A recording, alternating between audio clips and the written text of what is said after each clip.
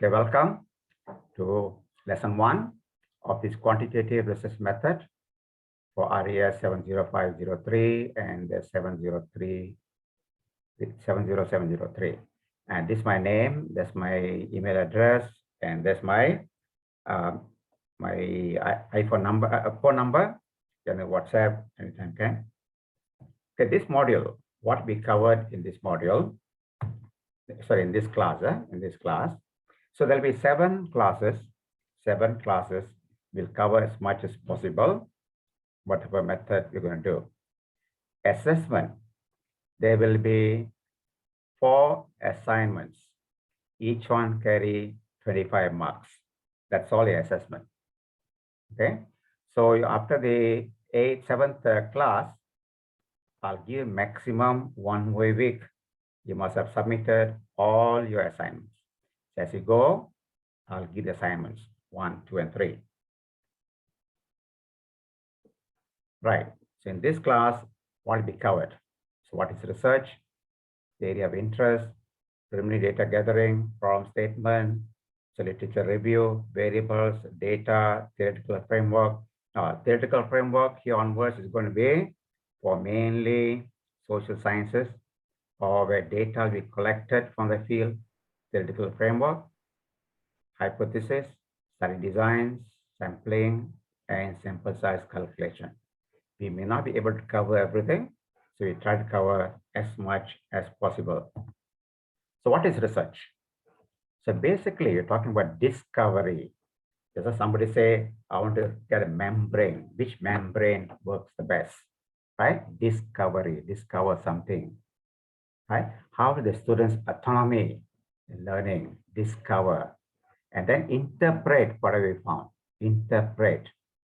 Okay, let's say this particular membrane performs the best, whatever statistics comes out, interpret the statistics. Right? Let's say the autonomy. Autonomy, let's say example, 60% of students have this autonomous belief. So what does it mean? And then revision of accepted theory. Right? So many theory here, example, theory of behavior and other things, a lot of theories there, revision of the theories. In line with the new facts, maybe a new material and a new temperature and different pressure, right? There's a new facts, and you discovered that membrane is the best. And of course, must be practical application. End of the day, you say that this membrane is good, and this can be applied in practice.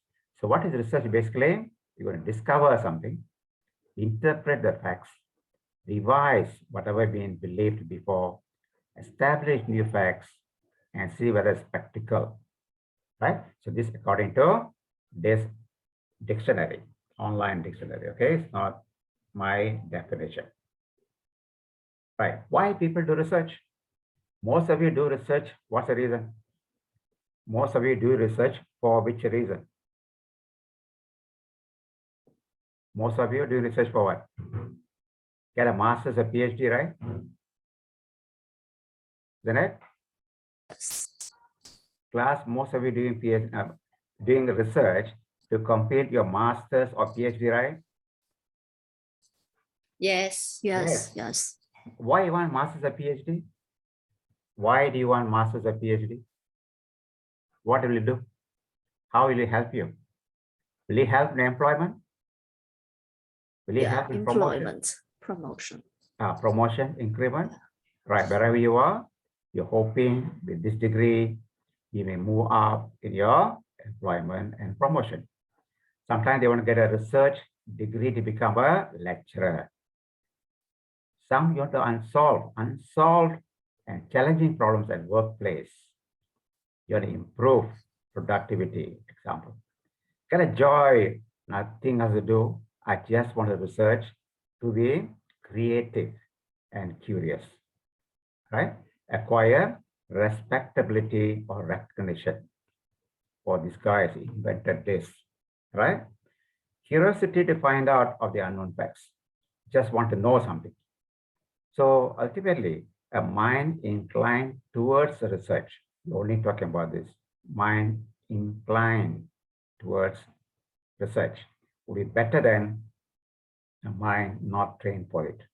So basically, we try to, at least at whatever we can, try to incline whatever you have towards the research and how statistics can be very helpful.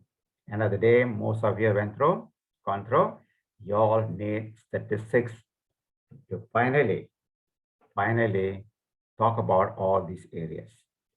So this method will focus on quantitative research. That's also another field of qualitative research. Right. So research method, what they include? Research method, what do they include? So most of the time, in your thesis, chapter 3, methodology, you must discuss and tell the reader what you're doing. So they include theoretical procedures, any theories behind, experiments, okay? We're going to find the best membrane experiments or tests. Some do surveys, people's perception, right? Some do numerical schemes. They nothing else to do, take the numbers, theoretically try to do something about it. And statistical approach. So since quantitative, days become important, right? There are 100 over statistical methods. Which one is suitable for your research? That's important. So research method helps in all the areas. How do you select sample? How do you collect data? How do you analyze the data? And how do you find solution for problem? So research method, especially in your chapter 3 of your thesis, we have to discuss all this. Inform the examiner how you went about doing it, right? Is it scientifically valid? Right. Steps of research. How do you go about your research now? First, identify a research problem. You have to identify a research problem. Somebody said membrane. So what's wrong with the current membranes, right? So current membranes, how they are prepared and how useful they are. Let's say find that certain areas, certain times, it does not work as expected. So we identify there's a problem in this particular membrane. Then review the literature. Nobody jumps in from sky and straight away into research. Study first what people have done and specify what exactly looking for, purpose, and what question to be answered. What question need to be answered? Sometimes it could be conceptual framework. Later we'll see what is conceptual framework. Next, choice of methodology. How do you collect data? Right? Is it using questionnaire, checklist, or collecting data in the manufacturing, whatever you collect? Data collection, how do you collect it? Tell us first. Then data collection, actual collection, right? So data is collected, analyze it, and interpret. Analyze, interpret. So this will be in chapter 2 of your thesis. So number 1, number 3, number 4, sometimes number 1, number 2, and number 3 will be mostly in chapter 1. Literature review, conceptual framework may be in chapter 2. The method, how do you go about doing it? That'll be chapter 3. So analyzing, interpreting, that'll be chapter 4. Reporting, evaluation, research, that could be a discussion. And finally, you'll be writing, let's say, a manuscript for publication, communicating. It can be thesis or can be an article to publish. So that's the steps in research, where you start and where you end. So research design, as I mentioned, quantitative, qualitative, and mixed method, mixing these two. So what is quantitative? It's based on measurement of quantity. Example, temperature, pressure, measuring. permeability of the membrane itself we are measuring using set of numbers. So what are characteristics? Is numerical, doesn't go in depth, non-descriptive. We apply statistics. I told you there are 100 over statistical methods and use numbers to crunch the data. Interactive process, evidence is evaluated. Let's say a theory of planned behavior. Does it apply in a current situation? Theory of planned behavior, let's say in times of COVID. Does it apply? So whereby evidence, the data collected is evaluated, whether supports whatever theory that may be used. The results often presented in tables or graphs. You can see some published articles, there'll be tables, there'll be graphs, summarize the results in terms of tables or graphs. It's conclusive. We start with the objective, go through all this, and conclude whether, example, this membrane, is it better than the other membrane? Investigates the what, where, and when of the decision making, right? What works, where does it work, and when does it work, right? So this kind of questions of decision making. Qualitative, on the other hand, so this is concerning qualitative phenomena, right? There's no numbers here, non-numerical, descriptive. Example, in an interview, the person saying, I don't like this particular TV advertisement. You go deep down, ask them, why you don't like the TV advertisement? What is that disturbing you that you don't like? You ask more detail. Quantitative, whether like or don't like, on a scale 1, 2, 3, 4, 5, do you like or not? That's all. We don't ask why, right? The person doesn't like, in qualitative research, go and detail why, what's the reason. Applies reasoning and use words. You say, don't like this particular advertisement. Tell me why. What's the reason? You can describe in terms of words. The aim is to get the meaning, feeling to describe a situation. Qualitative example, let's say online learning. Online learning. So what do you think about online learning? Right? We interview. One way is interview, another way is called quantitative questionnaire. The interview, a person says, I don't like, I hate online learning. Why? Is it because of the system? Is it because of the lectures themselves? So ask more details of why. So get a more meaningful and the feeling comes in as well. Quality data cannot be graphed. There's no numbers there. It's exploratory. The person likes a particular product. We explore what are the reasons he likes the product and what are the reasons he doesn't like the other products. So more exploratory. This investigates the why and the how. Earlier, the what, the where, and when of decision making. What works? Where does it work? When would it work? Yeah. Why does it work? And how does it work of the decision making? So sometimes, instead of just going for quantitative or qualitative, we also go for mixed methods, right? Combining methodology from the quantitative and qualitative. So if you do this now, in a methodology, there could be 2 chapters, but the methodologies are different.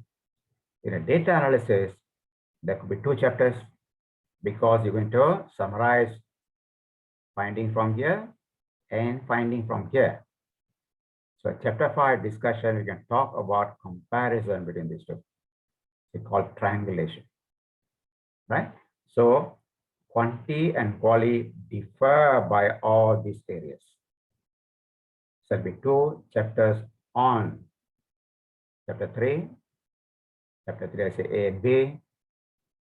One for quantitative, one for qualitative. There's a chapter 4, A and B. One for qualitative findings and one for quantitative findings. So why must you mix this? Mono method means just one method, either quantitative or qualitative. So mono method research can be improved using multi-method, right? So we call it methodological pluralism. So that is the current way of thinking. Instead of just depending on quantitative or qualitative, especially social sciences, we try to combine the two and see what kind of evidence can be evaluated. Much stronger than the other two. Okay. Next. Now the process. How do you go about doing this? Earlier, I mentioned here steps in research. But this particular author, Uma Segaran, has already passed away, just put everything in order beautifully. First, area observation or interest identified. And then preliminary data gathering. We'll go through it with an example. Preliminary data gathering. So we observe some area of interest. We go preliminary data gathering about something like observation, interview, or some recent publications, and confirm, yes, that's a problem. It's a problem statement. So what's a gap? Right? Problem statement here. So this will be part of your chapter 1. Part of your chapter 1. What's the area? Why this area? What's the evidence this area is relevant? So different people study the same area differently. So what is that you see a problem in this area? So this will be chapter 1. If you want, I can give you a sample template of writing the thesis, right? Next, we confirm there's a problem. Next, literature. Where do you start? What people have done, right? You can't just start from nowhere. You can't go to sleep, get up, you know what to do. See what people have done. Literature review. From this, we identify the variables. What variables consider? Example, the membrane. What variables are considered?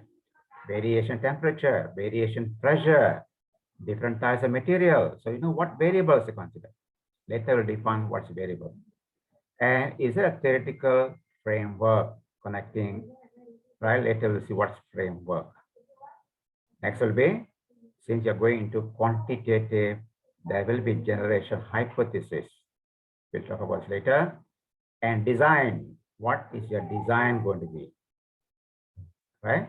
Is it cross-sectional, retrospective, prospective, the kind of design. Then data collection. So this part from 5, 6, 7 will be your chapter 3. Plus a bit of how do you going to collect data.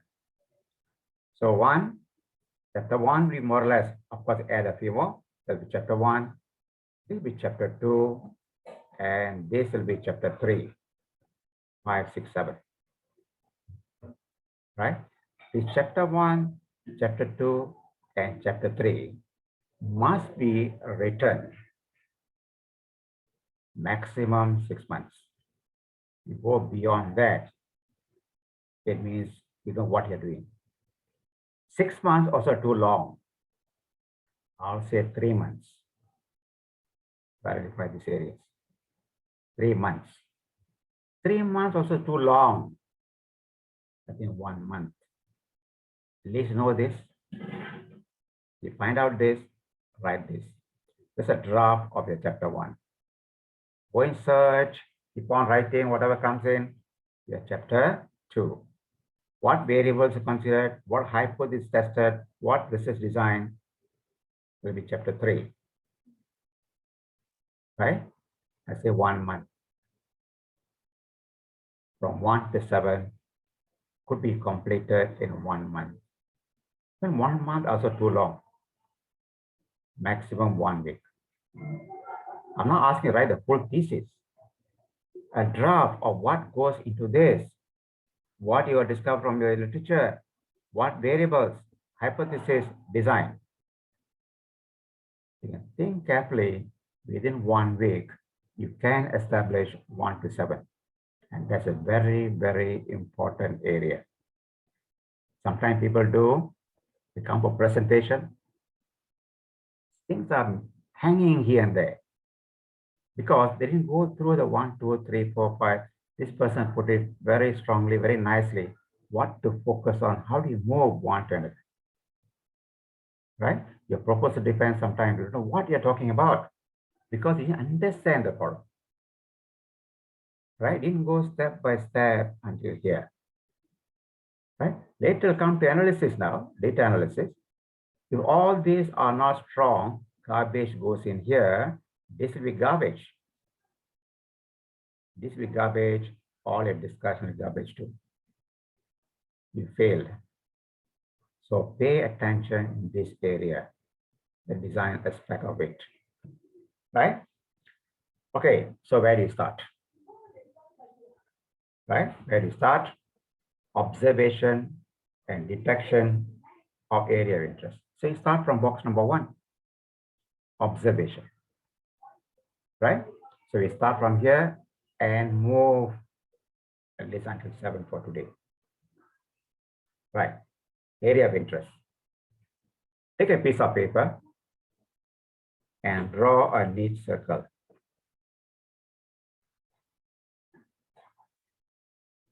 Okay, draw a circle. All of you, can you draw a circle? All of you, just draw a circle. Yeah, Take we a have piece done. of paper, draw a circle. All done? Yeah, done. Done, eh? Good. Lindan, have you drawn a circle? Lindan? Yeah. Ah, okay. Next. Inside the circle, I don't know where this came from. Inside the circle, write your area of interest. Maximum 2 words. Right inside circle, maximum 2 words. So don't give your in a paragraph. I don't want title, just the keyword is type here, right here. Right, maximum 2 words. I'll ask some of you, what are 2 words?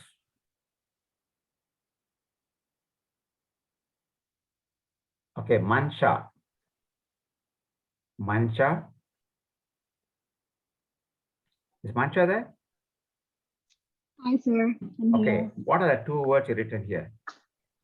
I wrote propaganda poster. Say again? Propaganda poster. Poster. Yeah. What gender process? Sorry? Say again, say again. I wrote posters. Propaganda posters. Oh, propaganda poster. Right, Yeah. propaganda poster is a very, very important area.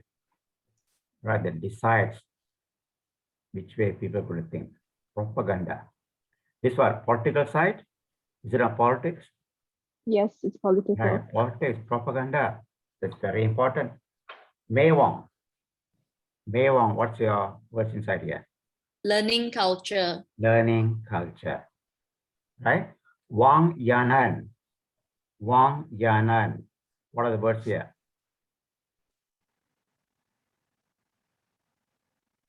Yeah? Sorry. Yeah. What are the 2 words you'll write inside the circle? Sorry, my internet just log off. Oh, you log off. It's okay, right? Yeah. Okay, other person doing membrane. What's the name? The one doing membrane? The person doing membrane. Is it Wubo? Wubo. Who's doing the membrane just now? Wubo, are you here? No. Okay. Wang Yong. Wang Yong. What will be the 2 words inside the circle? Drug solubility. Solubility. What solubility? Yeah. Drug solubility. Drug solubility. Drug solubility. Focus on the keywords. I say maximum keywords. You can have 3 words. Focus on that. Mei Wong, what's the area again? Learning culture. Learning culture. Culture is very general, but specifically if you go into learning culture. Another person talking about solubility. What solubility? Drug solubility. Another person talking about propaganda. Right? Propaganda, what's your two words? The one mentioned propaganda? Posters. Poster. Propaganda, very good. But talking about poster specifically. So doesn't matter what area do you research, whether engineering, whether in education, business, whatever. Specify the 2 words. Don't give a sentence. Right? So in our, I'm going to give an example. Example. Right. Besides the circle, write the definition. What's the definition of this word there? Why is there? Definition. What's the definition of the area? Oops, what's all this? Okay. I'm taking example depression. What is depression? All of you go to Google, type that depression meaning. All of you go to Google, type depression meaning. So keywords must be defined in an acceptable manner. So what's depression? Anyone? Read what he found. Wang Zilu.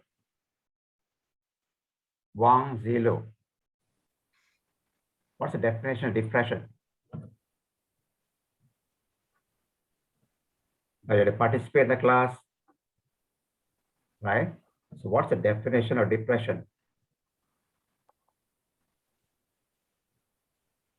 What's the definition? They ask you go to Google or wherever search engine, just type there depression meaning. What's the meaning of depression? Anyone? Linda?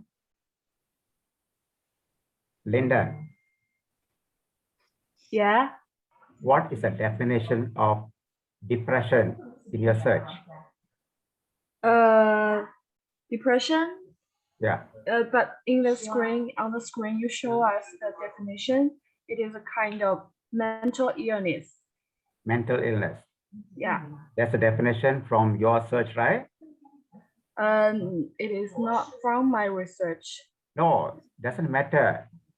You go Yeah. search in Google or whatever, just put the word depression Oh. and type the meaning. What you want to know, what's depression?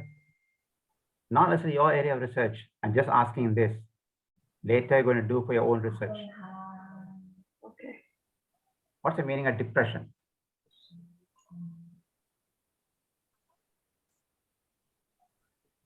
Anyone? A type of a feeling. A type of? A feeling. Type of feeling. What kind of feeling? Good feeling, bad feeling? Unhappy, bad feeling. Yeah? Yeah. Good feeling or bad Negative feeling? effects. Right. Yeah. So you talk about feeling. It's a there's one- depressive disorder. Depressive disorder. Depression must be depressive disorder. I'm asking what is the definition of depression? Right? It is a medical condition in which a person feels very sad and anxious, Right. and It's often better. has physical symptoms such as being unable to sleep, etc. Okay, that's very good definition. But this, look at the definition, right? In our example, this American Psychological Association. Again, we must cite where we got the definition from. Like all this Google, everything, some blog, they may give a different definition. You must get it from a vital source. The American Psychological Association. Look at the keywords. How the person feels, how the person thinks, and how the person acts. Right? So these are keywords in this definition. Now, you already written your keywords, right? You already written your keywords. Go and search. What's the definition of your keyword? Mei Wong, what's the definition? What's the keyword? Learning culture. Okay, what is learning culture? A culture that fosters practice of acquisition of information, distribution, and transferring of learning in recognition of a learning-based application. It's taken from Young et al. 2014. Right. Okay, let's go through the game. I want you to pick up the keywords. Start again. Do again. Say again. Okay, so learning culture is One. an organization culture that fosters the practice of acquiring information, Acquiring information, that's one. distributing and transfer of Distributing. learning. Right, acquiring, distributing, transfer. 3 keywords, right? Yeah, So in your question later, design a question, these 3 things must be there, isn't it? yeah. How do you acquire? How do you distribute? And last one is, how do you Transfer the learning. So that's a keyword you're getting from. Continue. In recognition of a learning-based application. Learning-based application, the 3 main things. In learning-based application, there's an advantage of searching for a well-established definition. So in this case, feeling, thinking, and acting. So if I would design a questionnaire or take a questionnaire from a valid source, I make sure I have all these in the questionnaire to measure feeling, thinking, and acting.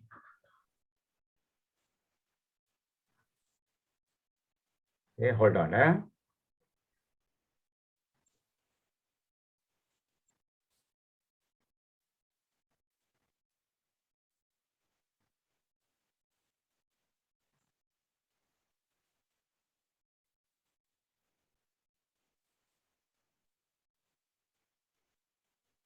Okay, sorry. Right. So pull out the keywords. That's what this exercise is very, very important. And I've tried this on many, many classes. Tell you it works. How to progress, how to start. Right? Don't go round and round, beating the bush. Right, area of interest. Next is, I have the area of interest.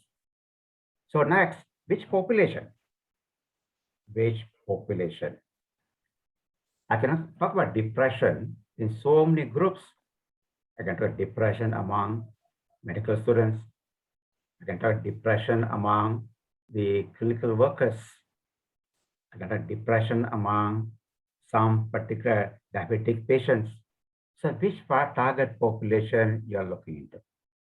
Which target population you are looking into, right? So first, decide the area of interest, then define it. So I know what's depression. So among which group of people?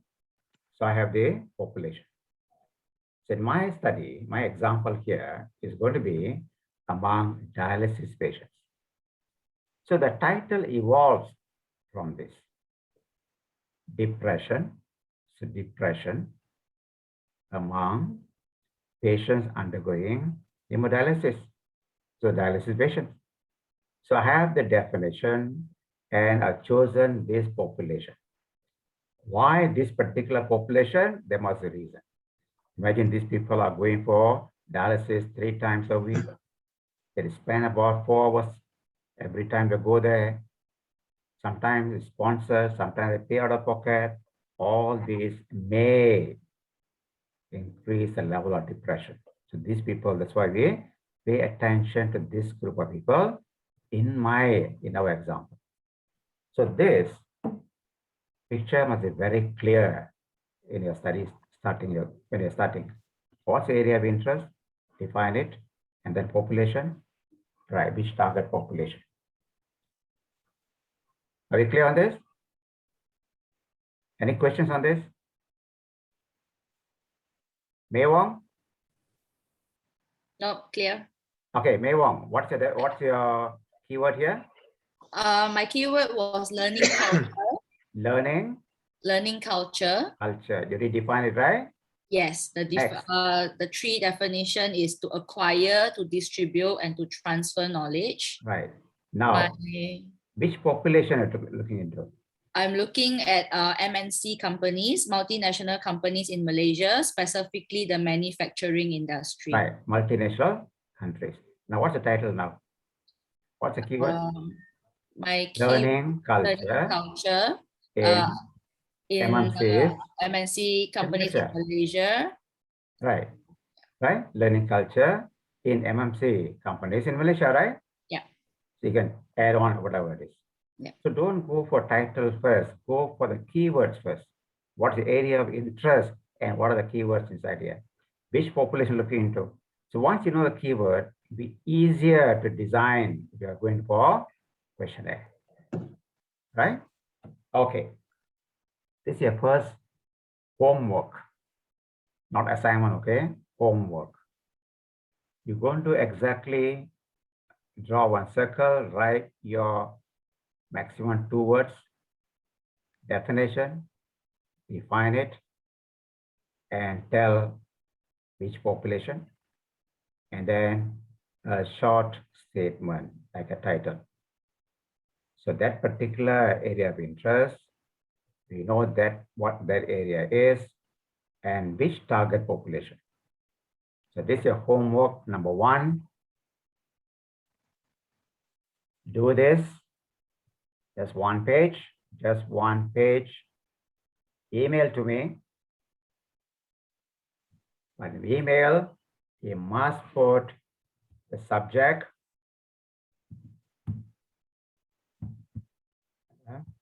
So, okay, the subject will be,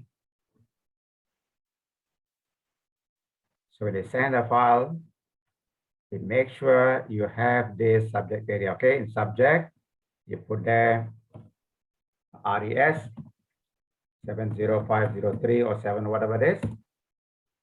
Homework 1, right? It's not assignment yet, huh? Homework 1. All of you have to do it. And all of you will be sending latest by tomorrow. That's a subject area. If you don't put this, I won't open. If you don't put this, I won't open. Homework 1.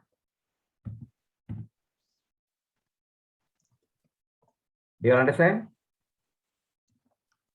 Any questions? Any Yeah. questions? Yeah? Understood? I have one question. Sure. My focus topic is about the influence of the digitalization of business or management accounting. Okay. Yours is digitalization. So Accounting, right? yes, the interest. Right? Digitalization of, Yeah, management accounting. Yeah. okay, accounting The process. area of yes, this is more than 2 words, Okay, is all right, right? okay. The of, that's okay. Digitalization Of is okay. of accounting, right? Yeah, Right? yeah. Let's say 3 words is still okay. Of course, this is not counted as a word. Digitalization, Okay. accounting. And Yeah. which population looking into? Is it accounting firms? The population is about the small and the medium-sized Right. So this is enterprises. SMEs. Right? Yes, SMS. Why SME Yes. is important? SME is a backbone of any economy. That's why digitalizing Yeah. is in this particular population is important. Again, you tell us what is digitalization accounting, right? What's a non-digital? What's a Yeah. digitalization accounting? So once you have this definition, next, it can be anything. It can be any other company. Let's say just manufacturing company. But you're talking about SMEs. Somebody may talk about Yeah. multinational companies, MMC, right? So it depends. Yeah. I want just this 1 page. Okay. You have half a page. Okay. All right. Any questions? Okay. Right. So this area is very, very important. We don't choose this carefully, got a problem all the way.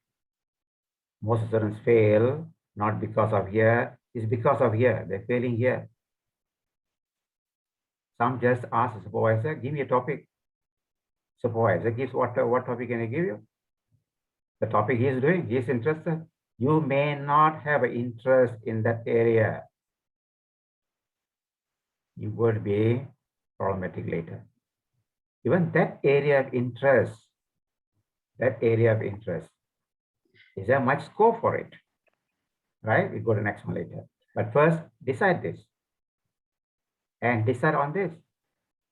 This, whatever you have so far, you're not happy with this, change it. Go for a different area. Again, same SMEs. It can be the same SMEs. This may be different. Right? Can be employability. Right? Whether employability. You can talk about retention. Retention in this area. Are there many people leaving? So many areas can be studied under the same population. So which is your interest? That interest must come from this circle. Then we write, talk, discuss, sleep, whatever it is on this area of interest. So now you're crystal clear. That's what you want. That is a definition from approved organizations. Definition. Right? So in our example, I have this. Questions? Professor, Yeah. my topic is about cultural identity of university students. In Culture Montreal. what? Culture of? What culture? Cultural identity. Huh? Yeah. What culture? Uh, It's culture, but what culture? culture. About intangible culture. Say again? Intangible culture. Tangible, Intangible. intangible. Ah, Can you type here? Can you type in the chat? yeah. Can you type in the chat? What culture? Go to the tab, go to the chat and just type there.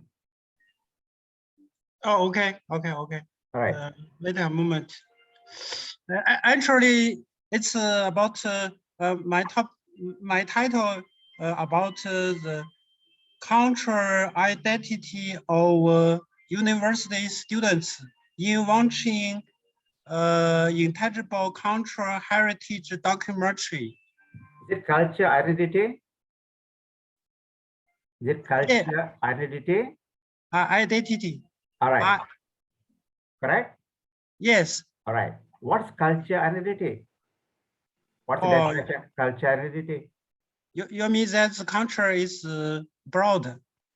We need to narrow the culture? No, you find the definition first. What is culture identity definition? There can be many definitions. Choose one that's most suitable for your research. There can be many definitions. Yeah, yes. Right. Next, what's the population? University students. University students. Done ready? Right, university students. So what's going to be here? Perceive culture identity among university students, right? Culture identity. I want to. Yeah. I want to know that if I definite the cultural identity is a concept, or the culture is a concept, identity is concept. All right, acceptance is there. You mean that the cultural identity is one concept? That's a key word, right? Okay. It can be culture, identity, acceptance, perception, whatever it is. But that's a key word. among uni students. mm, Among uni students, mm, right? It can be school children. mm, It can be in a government sector. It can be in the production center. Can be anything, right? But your main keyword is this. Oh. This, you must know exactly what it is. Mm. All the keywords must identify.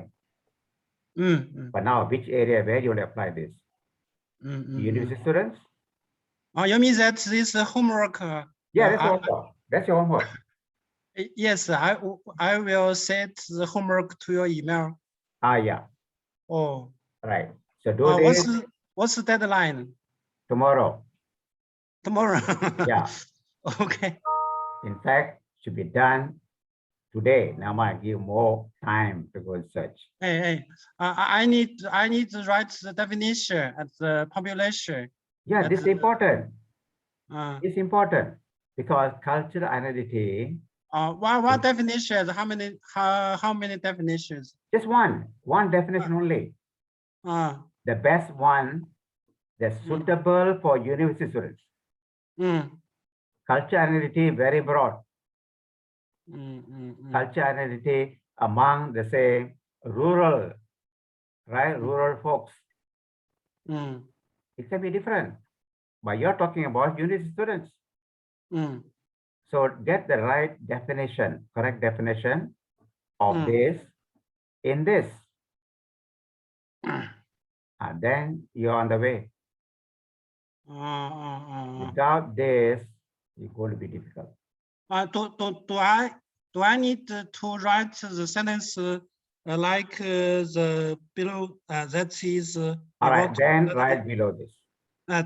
Do I need to write like Yes. this sentence? Yeah, it's very easy, right? Culture identity among university students. That's all right. Inside I need to write the last sentence like this. Okay. Whatever see inside here, that's all I want. Somebody raise your hand. Somebody raise your hand. Who is that? Someone else raise your hand. Hello, Professor. Yeah. Okay. Yeah. Do we need to follow the format you have shown in the PowerPoint? Exactly. Exactly. Okay. Clear. Right. Do exactly what is shown. Right. I can't undo. Right. Exactly what's in the note. Okay. So now your heading can be area of interest and population. Your area of interest inside here and the definition, population, and this statement. Professor, excuse me. Yeah. Can you explain what do you mean by population? Okay, now you're going to study depression just now, right? Yeah. Okay, depression, there are so many group of people, right? Yeah. Which group you want to study? I can study depression among nurses, right? Yes. Can I? Depression among, let's say, teachers. Do teachers undergo depression? Yes or no? Maybe. Maybe. But how do you know you want to study this? There must have been some major complaints. Teachers not working, teachers not doing well. Yeah. Because of this. Teachers taking a lot of medical leaves. Medical leaves. Is it because of this? Possible? Yeah, I got what you mean. Right. But what if, yeah, but our subject, the object we study on is about food science, about food. Yeah, so what if we don't have any population? Okay, you don't have any population, it's okay. Now, food Yeah. what? Food what? Food science. Food science. Food science, but what are you looking into food science? Is it food preference? Maybe my research, the title of my research is about Chinese traditional cuisine. Traditional cuisine. Yeah. Traditional cuisine. Are you talking about preference? What people like? Oh, I got it. Right? So Yeah. that's the way, this is the way food preference among, let's say among school children. School children, they may be eating Okay, all the garbage, right? I get it. Right. So what do Okay, you I get connect it. to? What do you connect to? Uh-huh. Right. So this will be food preference, food preference among school children. Are we clear? Yeah, clear. Thank you. Thank you. Any other questions? Here, Prof. Yeah. Because my research is examining use of short videos during COVID-19 pandemic. Okay. And Short video. Video on what? yeah. Video on what? It's the perspective of the use and gratification theory. I need write use and gratification in a circle or short videos. The keywords. Is it Which effect? keyword? Effect of short video? Is it effect? Are you talking about effect of short video? No, it's when you watch the short video and then what's your feeling? Use and gratification theory. Yeah, it's still effect of short video, right? Okay, get that. What does short video do to a person, isn't it? What you mean? What's a type of? Say again? You mean what's a type of the short video or something? No. Basically, and it can be anything. Short video. Okay, get that. We're talking about the effect of short video, right? Yeah. Some Yeah, maybe yeah. people may be happy to watch. Some people may not want to watch. Yeah. Right. Yeah. Among which group of people? The short video viewers. Who are the Or- viewers? In 18 to 40 ages. That's right. Yeah. In China, Okay, get that. right? The effect of this effect may differ. Children, adults, elderly may be different, right? Mhm. So you're talking about only this one here. So here the Okay. definition will be, what is short video? What is short video? Oh, so the definition I can search on Google Search. or You have to search Okay. here. What is short video? okay, get that. Mhm. So now what's the title now? What's this particular expression now? Effect of short video among the adults in China, right? Mhm. You can ask during COVID-19. Mhm. That's when, right? Mhm. Right. This is what, this who, Yeah. and that's when during the COVID period. Okay. You want during COVID period, right? Yeah, COVID-19. So this is what, this is who, Mhm. and when during COVID time. Are you Mhm. clear? Yeah, I'm clear. Right. Any other Okay. questions? Yeah, Professor, the area, if interested, we have to write maximum 2 words, right? Here written more than 2 words, right? I want you to practice just 2 words. But if you Okay. cannot, it's okay. Okay. Okay. Another Now, how many question. words here? How many words here? 4. Okay, I put a hyphen here. How many words? Oh, okay. How many words now? 3. 3 words. Okay. Off is not counted. Okay. So another question. Do we need to highlight the keyword in definition part? If possible. If you can, it's very good. Okay. Right? Right. Okay. Any other questions? Professor, Yeah. my object of my study does not refer to the population. Okay. Okay, what are you studying? My study is the workpiece defect detection. Work? Workpiece. Law piece. Work. W-O-R-K. Workpiece. Is it work? P-I-E-C-E. P-I-E-C-E. Yes. Workpiece. Defect detection. Workpiece effect on person. Effect. DEFECT. Okay. Effect of D- the workpiece. Defect. Defect or defect. Defect. Okay. Defect of Yes. work. Defect of workpiece. All right. Defect of workpiece. It doesn't refer to the population. How? Okay. This defect, where are you going to study? To study. Okay. Where are you going to study? Defect of this work. Defect of what? Is that production? This is refer to the computer program and used based on the learning. Computer programs. Yes. That's your population, isn't it? Yes. Effect of the computer programs, right? Yes, yes, the computer program. Right. So I can even take this out. Defect of what? Defect of what in computer program? Oh, okay. Right. So here, Yes. the defect, you define it according to computer program.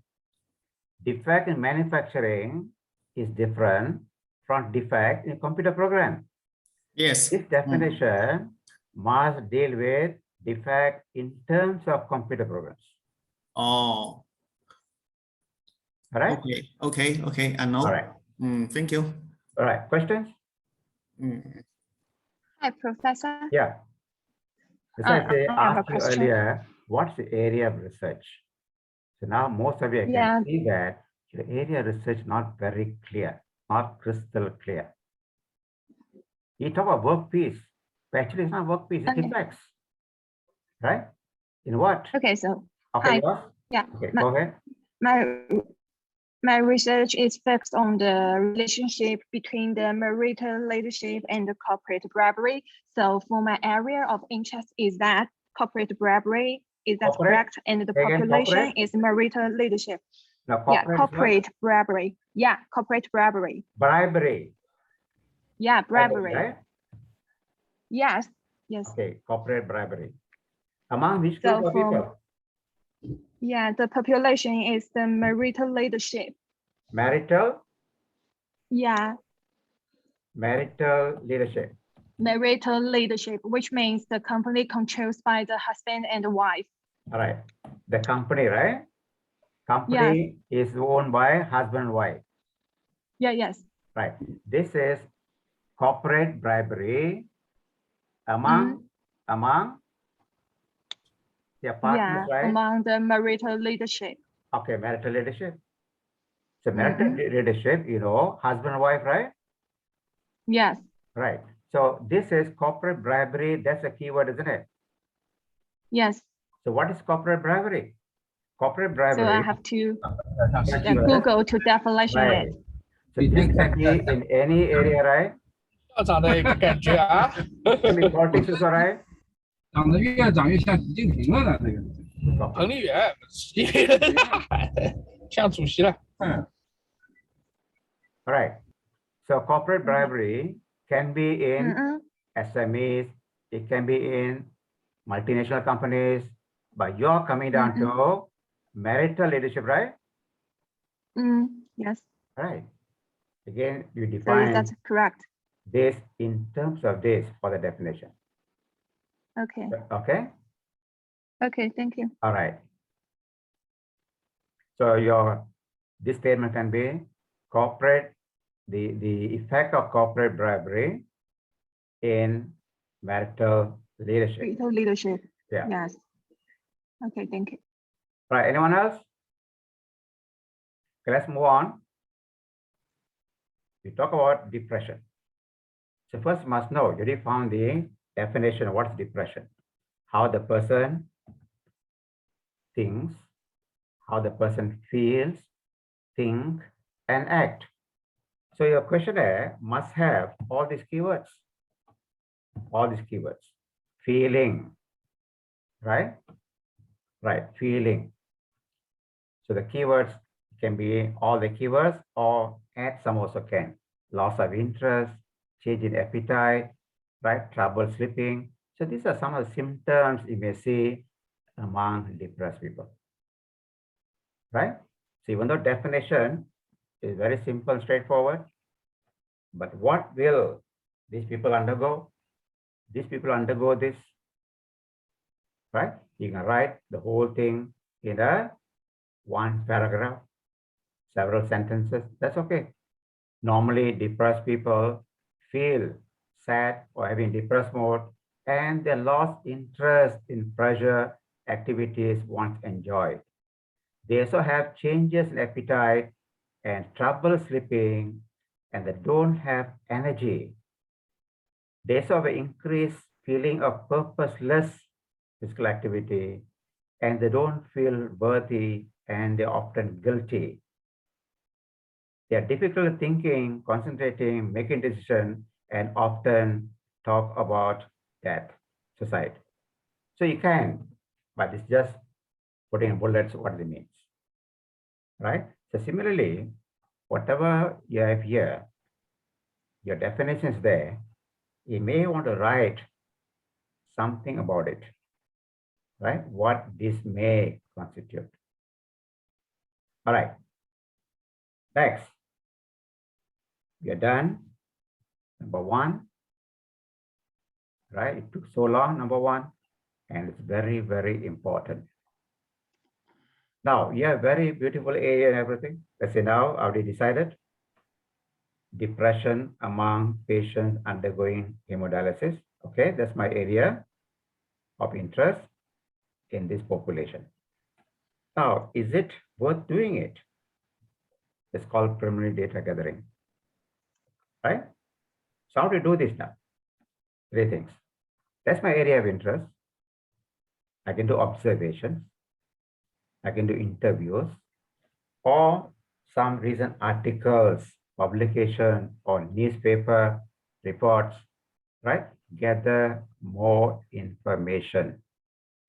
Talk to others. So in my area, depression. This among dialysis patients. So what I do, I go and observe.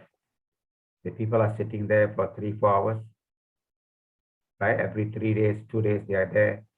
I observe and I also interview the patients themselves, caregivers, the staff members at the dialysis center, and also go through some literature, articles and reports, what has been people talking about this area, right? So these areas, 3 things are very, very important to see whether you're on the right track or not. So I went through literature. I found one article. It's very relevant, not very long ago, quite recent. So the title is Depression Among Dialysis Patients. That's exactly what I wanted earlier here. Depression among patients undergoing dialysis. I can take the whole thing, put in Google and search. And I got this article, right? Depression among dialysis patients attending a tertiary care hospital in Kerala. And that's a journal, or reputed journal. And that's the issue, quite recent. So with this, I can fortify my area. Okay, this area is really important. People are still studying this area. Suppose you go and search, the recent article was 2000. Nothing after 2000. Forget about this area. It's quite recent, right? So I normally advise at least take 5 articles for this. I take one article, you take 5 articles and read and see how people have approached the area. That gives you the platform to move from there. Otherwise, we lost. Next, problem statement. So you found this, and you found, yes, there's an article, literature article there. People we observe, we talk to, they have a problem. So now, problem statement. Now, sometimes people write problem statement as if 3, 5, 6 pages. Problem statement must be most 1 page. Whatever supposed to be introduction, they put here. That's not a problem statement. Exactly tell me what the problem is. So problem statement, we talk about 4 wives and 1 husband. The what, why, where, the who, and how you're going to do it. So what is depression? Why is it important? Where you want to study this? Let's say Malaysia or China. Among whom? Among dialysis patients. How are you going to do this? Are you going to do quantitative or qualitative study? Whatever you need to know, how are you going to do it? So now example in this year, depression. The what? So what is depression? You already have the definition. Why is it important? What is depression and why is it important? You already define depression as how the person feels, thinks, and acts. Right? That's a gist of depression. So why is it important?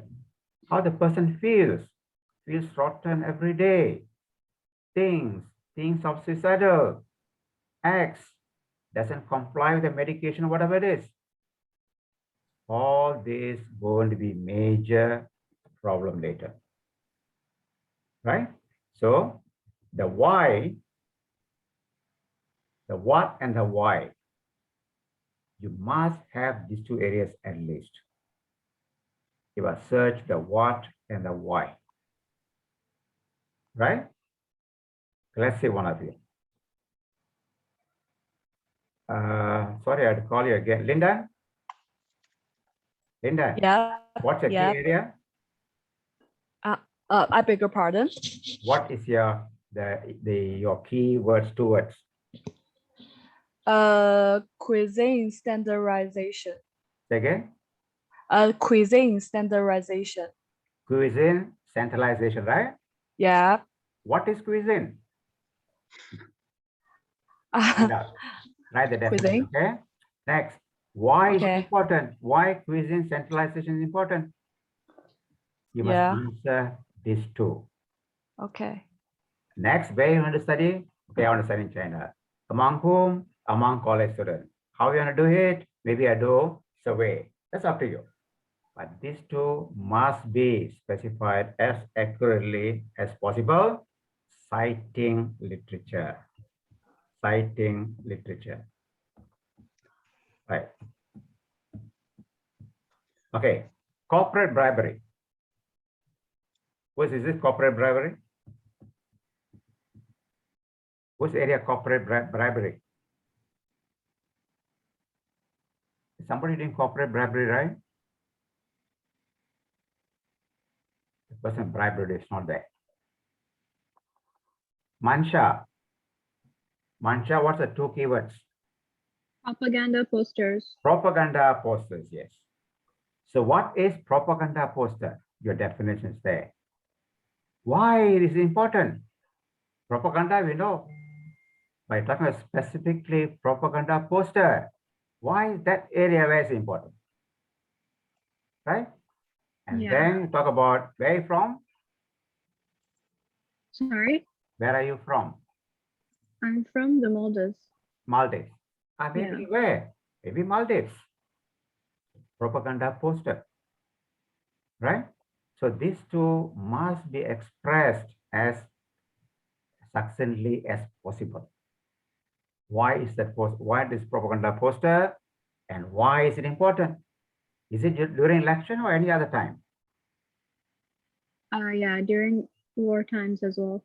During wartime, so whatever time you talk about, right? Maldives, instead of who, you can talk about when. Instead of who, you can change it to when. Specifically when. Is it during election? Okay, during election. Peaceful time may be different. Wartime may be different. Instead of who, you can change it to when. Finally, how you will study. So in our case now, you already have the definition. What was depression and why is it important? The person is depressed, so what? So what? the person is depressed, the way he feels, thinks, and acts may affect his health even worse. Not only him, the caregivers, and he may not be compliant with medication. The condition became worse. He may attempt commit suicide, right? So why these two are important? These are two global. Generally, what are these two? Next, state where the study be done. The study be done, let's say in Malaysia. Among whom? Among dialysis patients. Connecting depression to the whole thing should not be more than maximum 2 pages long. Okay, don't make it like a thesis by itself. Right?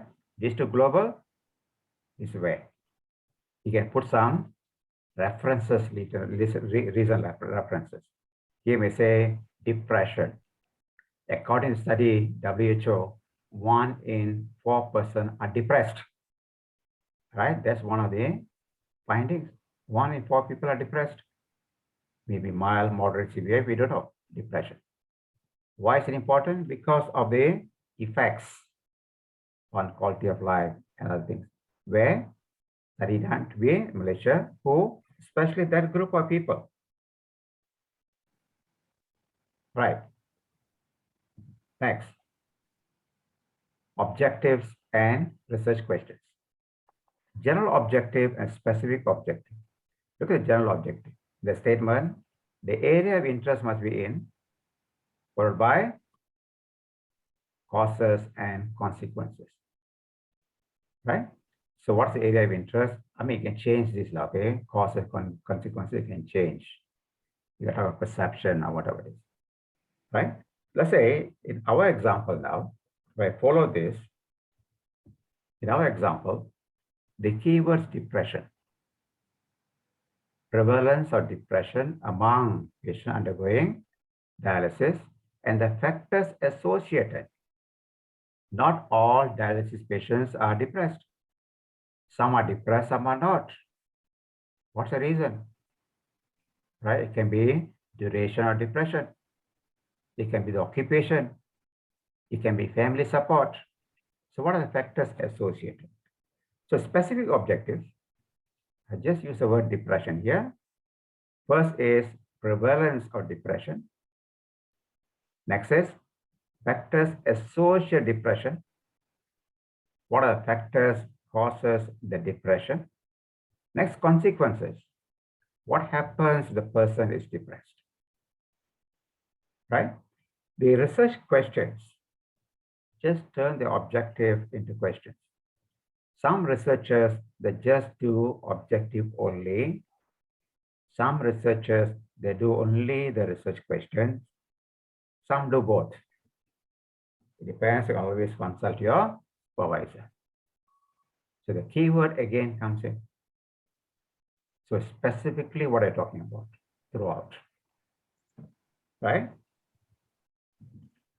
Next, literature review. So move from here to 2 to 3. So what is 3? 3 you're talking about what's the level of depression? What are the factors? What are the consequences? Right? You're not an expert in this area yet. But how do you go? Where do you go? How do you find the factors? How do you find all this? That's where literature comes in. Right? So what do you look for literature? So now you move into the whole thing is chapter 2. What I discussed until here can be done one day. Can it be done one day, in one day? Maywang? Maywang, can this be done one day? Realistically, no. I took a long time. I think the preliminary gathering has many permutations on what data is deemed suitable, what is not. So that took a little while with the supervisors to confirm what data is deemed relevant. Right. And then to even build the problem statement and objective and all, it took me probably another 1 1 month class because I compared with the other literatures as well, what they do, how they phrase their objectives and questions. That means you're not sure what you want to do. I'm sure what I want to do, but as I read more, there are some areas that overlap. And then as I discuss more with people, there are potential of contribution, more potential of contribution in some other areas. So you spend more time here, right? Number 2. Yeah, I spend a lot of time bouncing between 1 and 2, 1 and 2, like the circle you should keep going back to the circle. Okay, area of interest, back to this, back to that. All right. Were there recent articles or you took all the articles and read through? Yeah. Recent articles? Recent articles and also discussion with some thought leaders that have published those papers in on the subject matter experts. So generally, very difficult to get consensus between the experts, okay? Yeah, and their concern is also there's not enough contribution in my framework if I stick to my initial idea. So they keep adding on to make it meatier. So you spend much time here. Is it 1 good or and bad? 2. Is it good or bad? I think it's a necessary process. I was quite confused because eventually we still went back kind of to the original framework. So took many months. Yeah. But still you explored, right? Yes. Now you're very clear, right?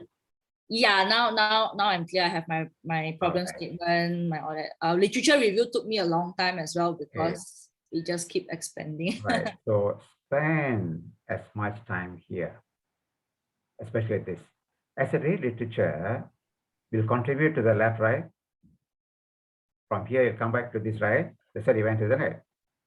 Yes. From here, go it's forward. A loop. It just it keeps looping until we are happy with the framework. Is very, very vital. Different people have different thoughts, right? But you're here. You want to go here, then the steps are important. So what is literature review and why is it important? Helps to build on existing knowledge. And that's how she went through. One say turn left, one say turn right, one say straightforward. What is it? What do people are talking about? Preventing reinventing wheels. There can be several thoughts on this. Some say left, some say right, some say forward. But all the things now for your local culture, if you feel that turning right is the way to go, next question is how to go, right? Don't have to reinvent the wheel. People are done the groundwork, just follow. Shapes your research, right? As you mentioned just now, turn left, turn right, go straight, shapes the research. Finally say, don't go forward, backward, don't turn right, turn left or forward, go backward, right? We don't know. And sparks useful insights and gives a clear idea what variables to consider. What variables to consider? Example, depression. What variables consider? Maybe older people or younger people may be more depressed. Younger dialysis patients are known to be more depressed, right? Males are more depressed. So find out what are the variables. Terminologies. Some of the terms we are not clear with. They expose to relevant terminologies. Even depression is a concept. What does it mean? Terminologies, right? Concepts, theoretical framework, all these come from literature. And then study design. What design they choose? Quantitative, qualitative, and what to this is very, very important. Let's say I want to study depression, I need a questionnaire. What questionnaire to use? There are several questionnaires to measure depression. To my knowledge, at least about 10. So which one to choose? And that will be more apt to your population. Children's different, adults different, elderly are different. So which one to choose? I tell my students, don't ever design your questionnaire on your own. I'll fail you. Because you're not expert in designing questionnaire. I just want to know what is the prevalence of depression? What are the factors? I'm not interested in designing questionnaire. I borrow questionnaire from somewhere and acknowledge this questionnaire was taken from this source. Right? It's a tool. The doctor doesn't go here and there shop for thermometer. You know, thermometer is a reliable tool. So he uses it. So you become familiar with the tools. Tools here mean questionnaire. So that's the purpose of literature. Where do you search? Search wherever you want to search. Of course, all these are useful too. But since yours is academic, so mostly must come from journals. Possible, not more than 5 years. Things are changing very fast. So similar, these are some of the search engines you can search, right? Besides whatever you know. Literature review. So once you got a paper, what do you look for? Right? That's why she said that objectives will inform the objective. Now the question, research question or problem statement presented clearly. Some study may not even state this, just take you for a ride. It clearly stated this particular paper looks into this. Objective of the study is this, right? Then we know exactly what they're looking for. Is this what we are also looking for? If not, that's not useful. Builds directly on the previous studies, right? Nothing can be created overnight. Most of the time, yes. Does it make contribution to the field? You read the article or the abstract, the conclusion, there's nothing there. It does not contribute anything. So that particular journey of this article is not good. Theory. What a theory guided by this research. What methods they use? Quantity, quality, is it appropriate? Sampling procedure. How did they take the sample from the population? Sampling, is it appropriate? Sample size, is it big enough?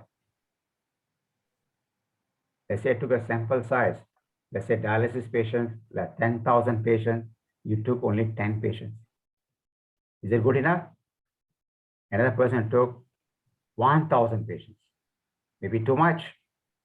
Again, there's a way to calculate sample size and how you're sampling. Research design. Questionnaire, is it appropriate? Right?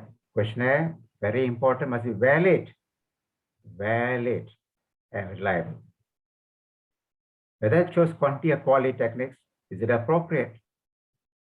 Some may quantitative, some may just do qualitative, some may do mixed method.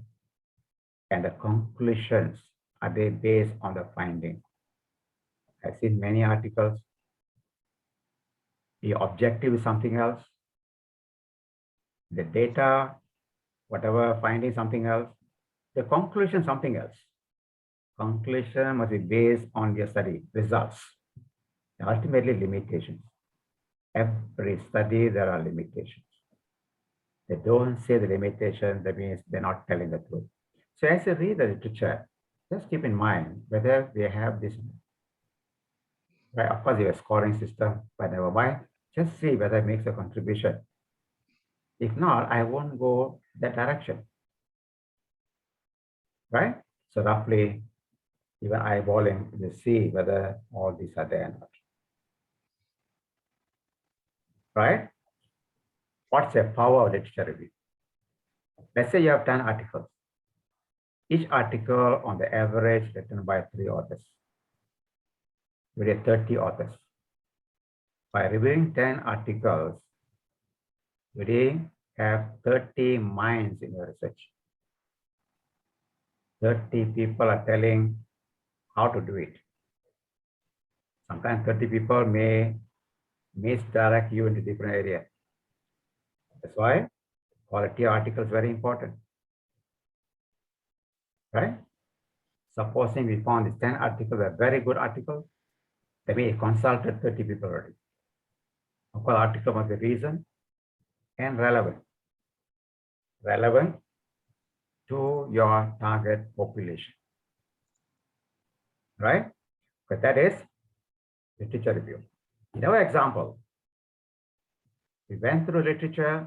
Let's say we found these variables: age, gender, education, religion. So these are demographics, like religion especially, may make a difference between how the person feels. And then another block can be disease characteristics, how long the disease duration, was he hospitalized many times, frailty. So this can be a disease, right, itself. This can be the support received. The family is supportive or not. Social support, right? The neighbors, the social, whatever functions there, they are supportive or not. So even though they're depressed, they perceive family very supportive, society very supportive, that may help them. Even though they have all these areas, this may help them to reduce the depression rate. Religious people may act differently compared to non-religious. So these are, let's say, some of the variables we identified from the literature, right? So that's the power of literature. Where do you start? Right, literature review. Box number 4. What does it do to you? How does it help? Where to search and view the article and how helpful the literature is. In our example, we're still talking about dialysis, depression. So this is what I got. Is it enough? I mean, as for presentation or any of this, it's not enough for your PhD or master's. Must be much more. We go to the literature extensively, you know, more variables to come. Questions?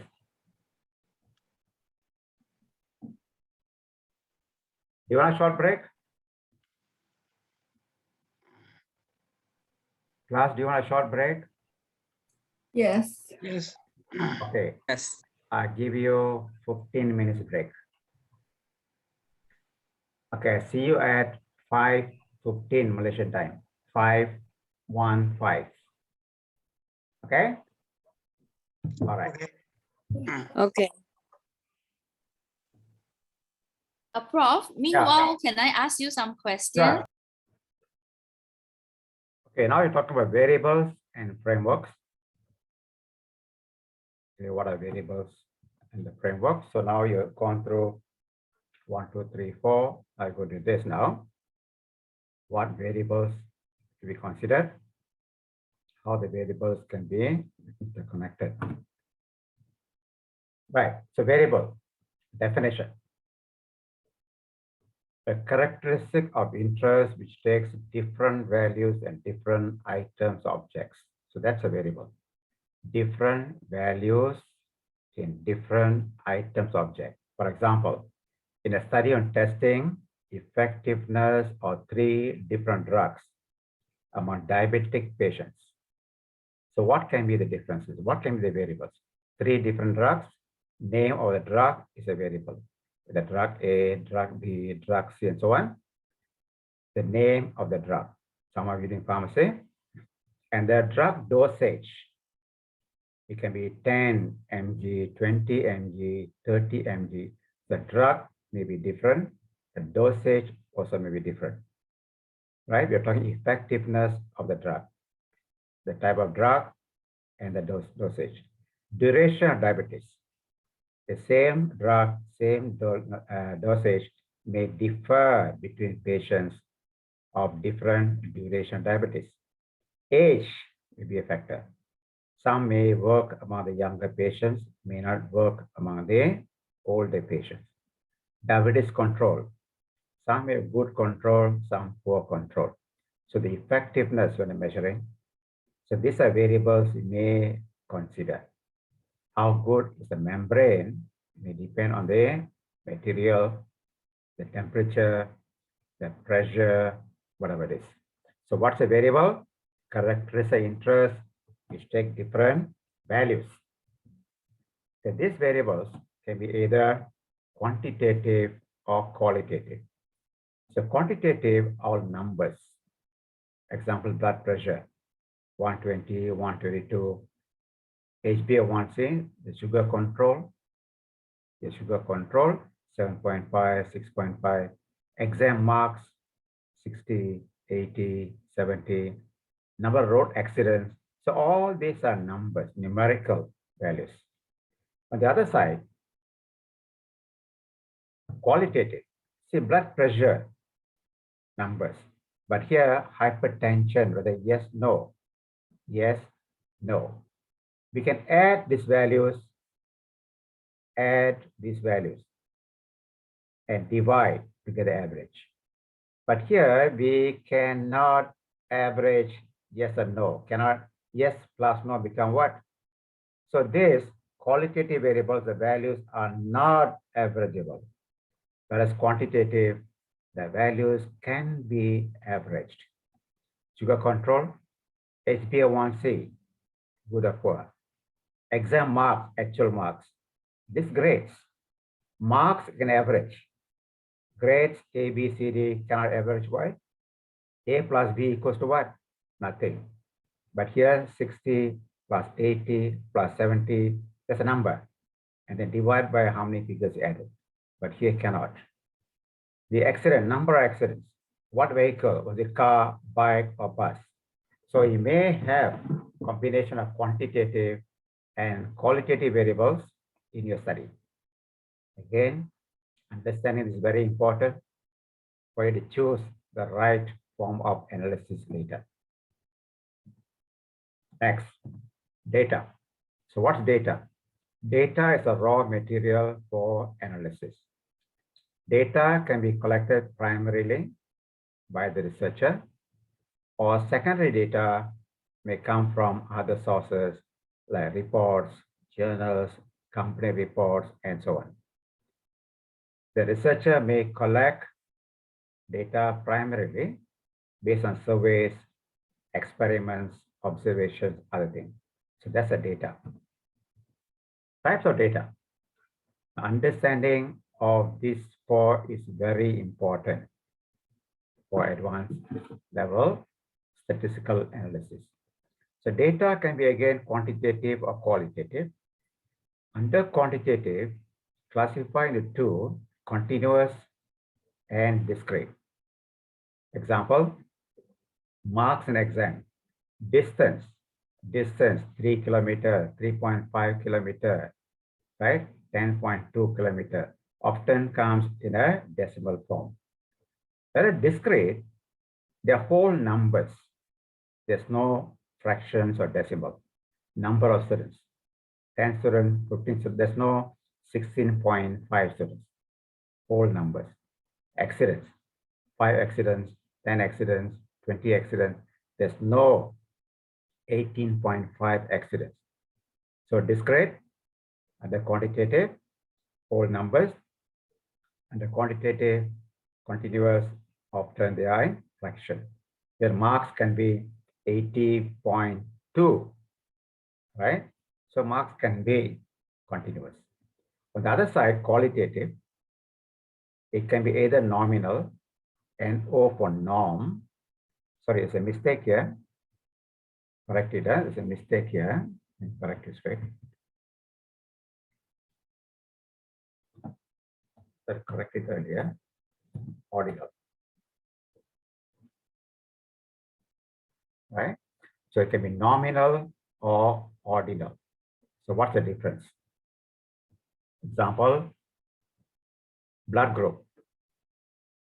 Blood group A, B, AB, O, and so on. It doesn't mean A is better than B. It means no order. Same thing, exam grades. You can use similar alphabets. Alphabet A, B, C, and D. But here, A is better than B. B is better than C. Right? So it's ordered. Basically, they are both qualitative. Why I can't add this? Here, A and B doesn't mean blood group A is better than B. Whereas here, marks A, grade A, better than grade B. So, in your final analysis, you may have data sets, the variable, which are continuous, can be discrete, can be nominal, can be ordinal. So they can be the dependent variables or independent variables. So you must understand data structure, because each one of these they follow different distributions. Example, a data is continuous. Example, distance travel. You may want to use regression analysis. Discrete, example, number of accidents, will be Poisson regression. Nominal, example, yes, no, disease, yes, no, will be logistic, binary logistic. Ordinal, grade A, B, C is order, will be ordinal regression. So for higher level statistics, you need to know exactly how your data is measured and what level, right? We try to cover later either 1, 2, 3, not so much of ordinal. Right. Exercise. These are variables. Are they quantitative or qualitative? Right. Age, quantitative. Gender, qualitative. Height. Somebody say something. Height, quanti or quali? Come on. Height, quanti or quali? Quantitative. Quantitative. Weight. Quantitative. Right. Nationality. Qualitative. Occupation. Quality. Marital status. Quality. Years of education. Quantity. Quanti. How many years? Quanti. Highest level of education. Quality. Degree, master's, PhD will be qualitative. Fasting glucose is a measurement. Quantitative. Diabetes, yes, no. Qualitative. Blood pressure. Qualitative. Quanti. Quantitative. Hypertension. Qualitative. Marks. Quantitative. Grade. Qualitative. CGPA. What's CGPA? Quantitative. CGPA got decimals all, okay? Quantitative. 平均几点 Thickness of material. Thickness. How thick? Quantitative. Time. Quantitative. Right? Again, must be able to differentiate quantitative and qualitative variables. So later, next week, we're going to describe the variables. How do you describe quantitative variables? How do you describe qualitative variables? The conceptualization. Concept. Right? So what's a concept? In our example, depression, we talk about this. Depression is a concept. It's not real. Right? I can't take a ruler and measure. You can't put a thermometer inside the head and measure.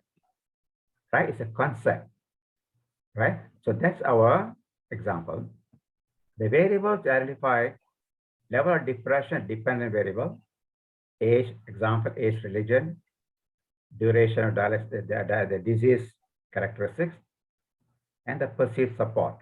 So now, the concepts in our examples. So this part is the demographic variables, right? Demographic characteristics. On this side, disease characteristics. On this side, the external factors, environment, family, this within, inside, this external, and this outcome. What happens if they're depressed? So you can see the picture now.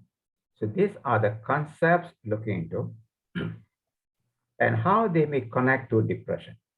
So now, depression is there.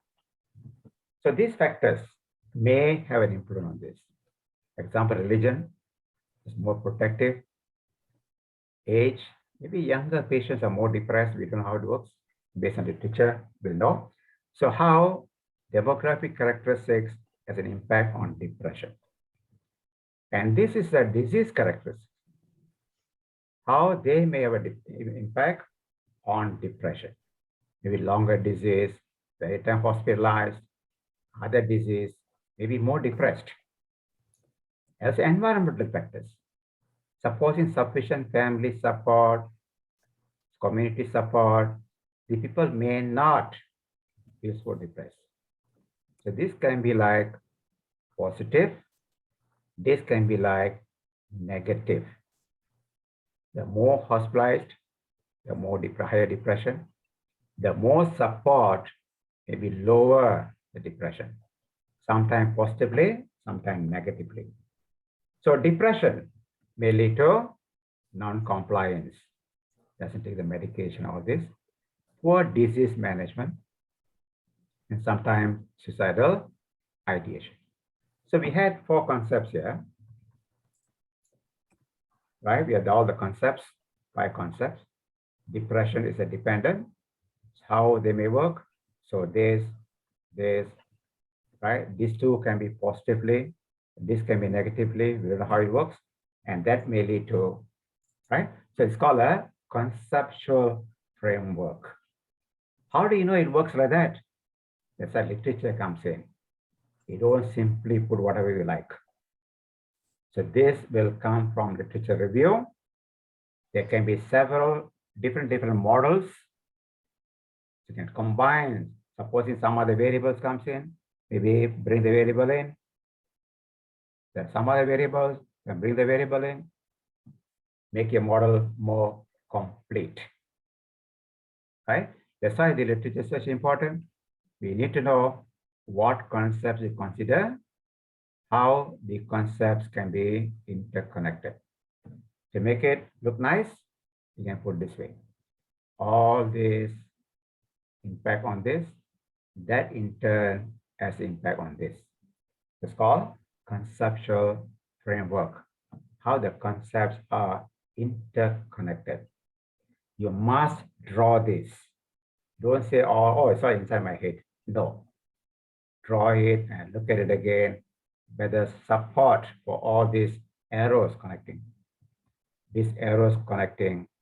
Is there sufficient support and sufficient reason to believe that this lead to that, lead to that, lead to this, and lead to this. Sometimes experts may disagree. So what is general consensus we decide? But this example is quite straightforward. All right. So this is what we do. Just now what we did was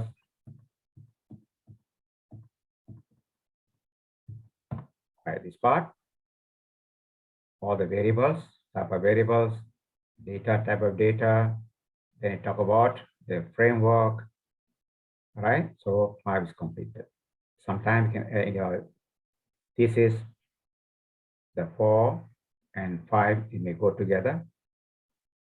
Right? Sometimes this by itself in the chapter 3 onwards here. Right? Depends how you form your thesis.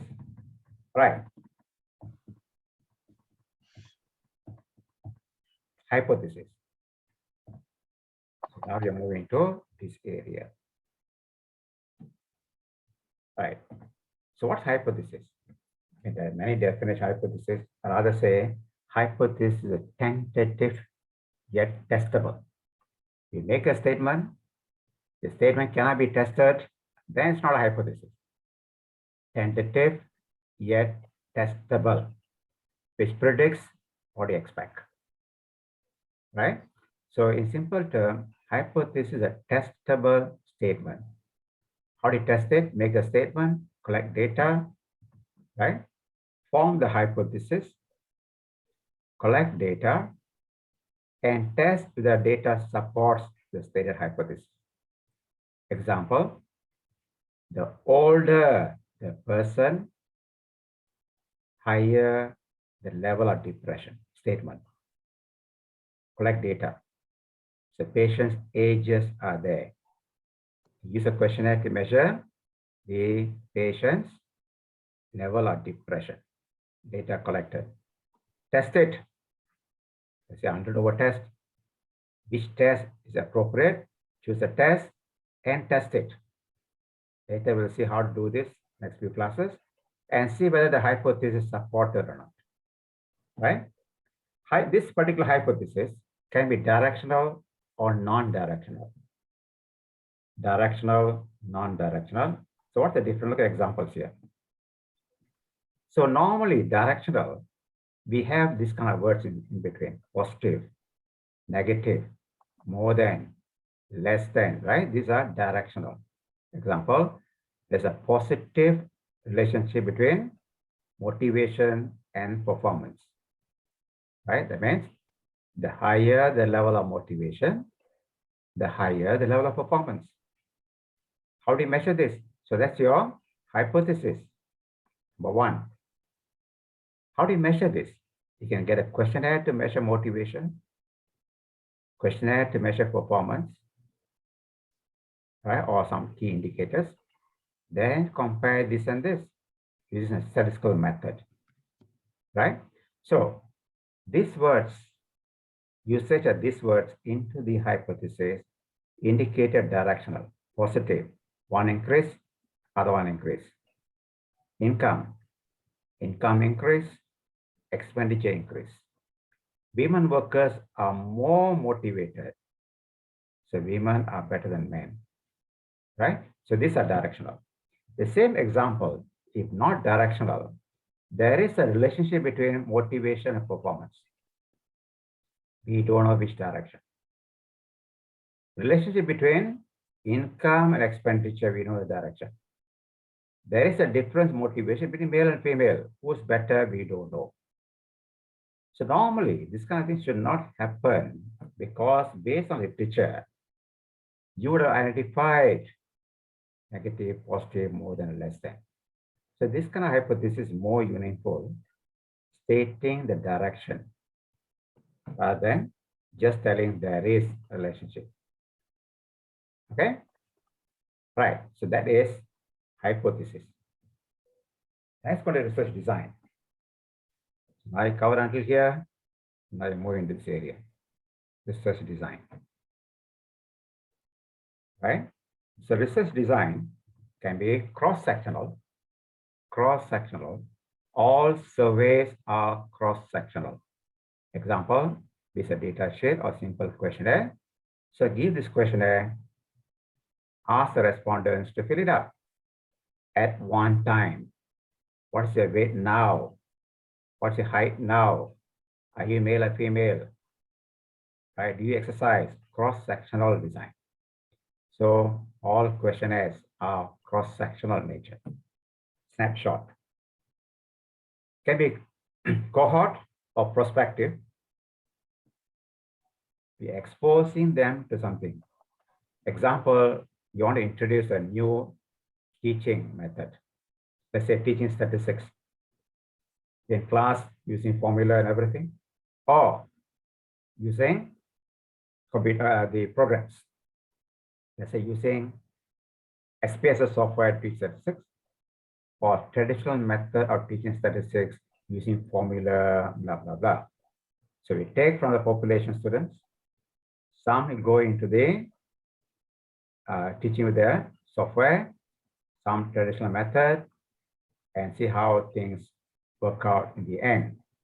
This example, newly appointed workers at a cement manufacturing company. Cement manufacturing company, major pollution there. Some could be working in the plant, exposed. So there are new people joining in, exposed. Some could be working in the office, unexposed to the external pollution. We follow this particular respondents and see how many of them develop a condition.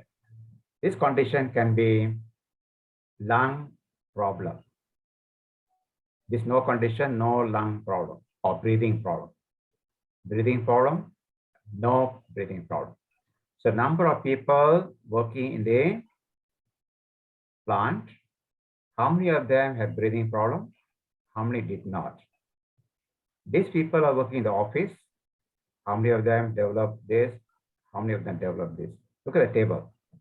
All the information can be put into the table. So what's A? Exposed and disease. That's A. What's B? Exposed but no disease. What is C? Unexposed, but still got disease. What is D? Unexposed and no disease. So whatever information we need, all are summarized into one table. So what question do you want to be answered? What percentage among the exposed develop the condition? So now we have exposed A plus B, condition A. So A divided by A plus B, that will be percentage exposed develop the condition.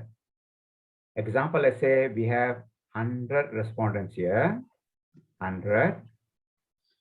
A is 20, then B must be 80. So what percentage?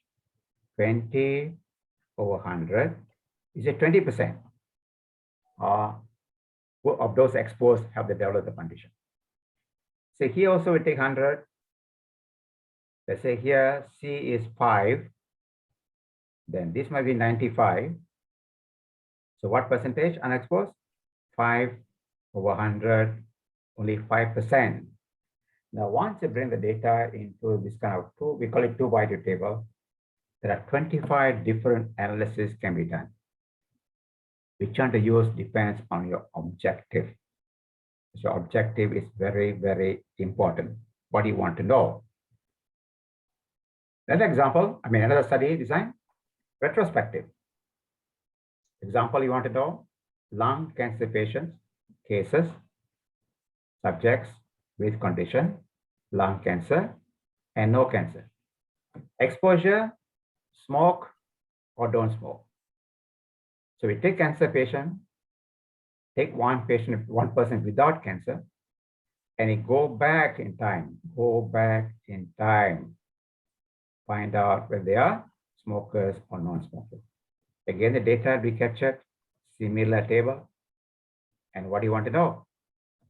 What percentage of the condition have been exposed? Right? What percentage has been exposed? So that's exposed now, A plus B. How many are exposed? Right? The analysis will follow up. But the design is very, very important. Look at the difference between these two. This is cohort, case control. Cohort are moving forward.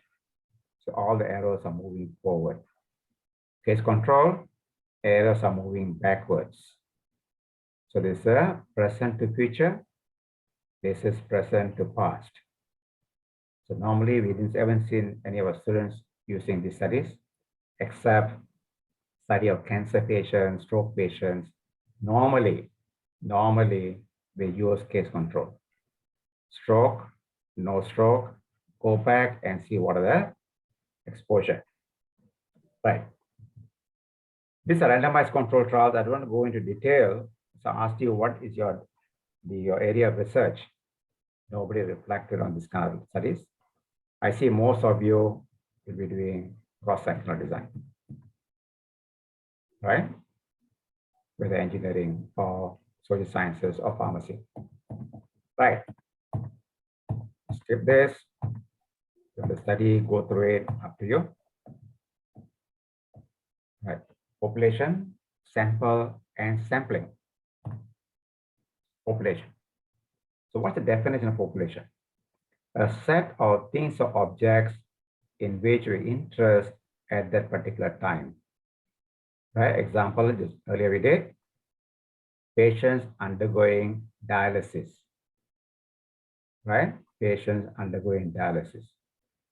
We study, suppose in Malaysia, 10,000 dialysis patients. We study all the entire population. Then we call it census. Everybody studied. Often it's not possible to study all the 10,000. So what do? We take a subset, we call it sample, and study based on the sample. Then it's called survey. So what's a sample? Subset of the population. We study the entire population, we call it a census. Subset of population, we call it survey. Why not study the entire population? This is due to limitations of ETC, energy, time, and cost. Energy, as a PhD student, you're the only one doing the research. So man-hour is limited. Time, you want to complete study yourself, not your grandchildren complete for you. Cost, even a survey also cost. That's not a material, also cost. So you can't be having big entire population. So take a sample, right? So what's the population? What is sample? Later on, we draw a box, indicates population, draw a circle, indicates sample.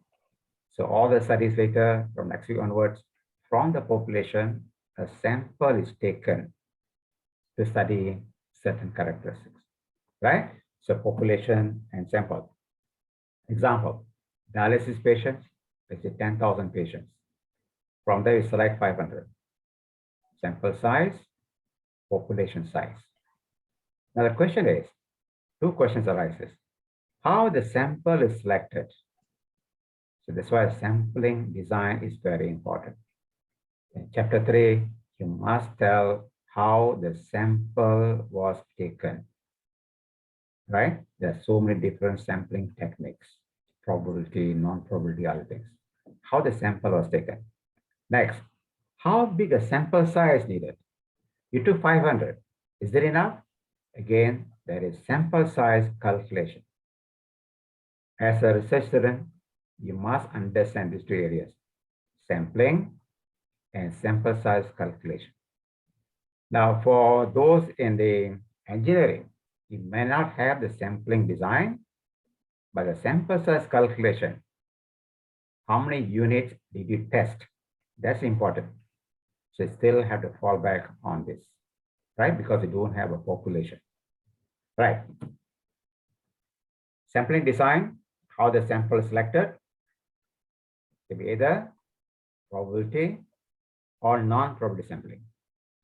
So probability means we know, right? We know the denominator. So now, probability sampling, we often use the word random. Random means equal probability. It's 10 people, I select one person, each person has a probability of 1/10. So we need to do probability sampling, we need sample frame. So what's a sample frame? The list of all the items in the population. That's called sample frame.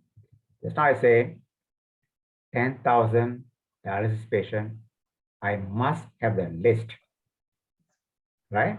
There are some of the agencies, they have the full list of all the people undergoing dialysis in Malaysia. At each center, people dialysis, they have to report to the main authorities. So we know the list of all the dialysis patients. Then we can do random. We have sample frame. So in this class, I want to select one person randomly, right? So what are chances that person, one person selected? Okay, so that depends on whether you have sample frame. So now, in this class, I have the class list. In the class, there are about 25 students, let's say. 25 students in the class. The class list is a sample frame. The class list is sample frame. Then I can do probability sampling. Passengers in a flight, in a plane. Passengers in a plane. The passengers have the respective seat numbers. So I know who is sitting where. So that is a sample frame. People at an airport. At an airport, we don't have a sample frame. There's no list. But inside the plane, we have who are the passengers at the time. We have a sample frame. But people at the airport, we don't have a sample frame. We don't know who is who. When you don't have, we can't do probability sampling. When we have, we can do probability sampling. So there are several types of probability sampling.